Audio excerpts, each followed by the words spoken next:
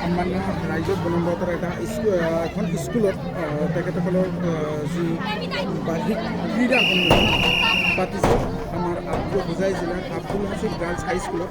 বহুত ধুনীয়াকৈ তেখেতসকলে কামবোৰ কৰি আছে। শিক্ষাৰ লগত যে সংগতি ৰাখি পেলাই খেল ধেমালি ছাত্ৰীসকলৰ কাৰণে কিমান প্ৰয়োজনীয় এই বস্তুবোৰ কিন্তু আমাৰ এইখন বিদ্যালয়ত ধুনীয়াকৈ শিকোৱা হয় ছাত্ৰীসকলক, যাতে শিক্ষাৰ লগতে তেখেতসকলে শাৰীৰিকভাৱে এক্টিভ হ'ব পাৰে, শাৰীৰিকভাৱে ছেভ কৰিব পাৰে।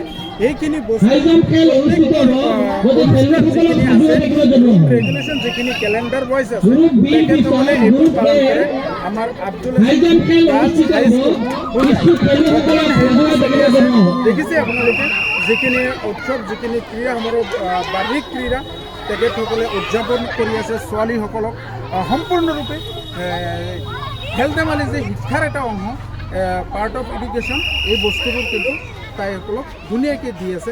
এইটো আমাৰ হৈছে আব্দুল হাছিব গাৰ্লছ হাইস্কুলত বৰ্তমান চলি থকা ক্ৰীড়া সমাৰোহৰ দ্বিতীয় দিন চলি আছে। আজি আপোনালোকে দেখি আছে ছাত্ৰীসকল উপস্থিত হৈ পেলাই, সম্পূৰ্ণ গোটেইখিনি ছাত্ৰী উপস্থিত হৈ পেলাই খেল ধেমালিবোৰত তেখেতসকলে ধুনীয়াকৈ পাৰ্টিচিপেট কৰি আছে। এয়া ছাত্ৰ ছাত্ৰীৰ দৃশ্যবোৰ মই আপোনালোকক এতিয়া দেখুৱাম খেলৰ দৃশ্যবোৰ।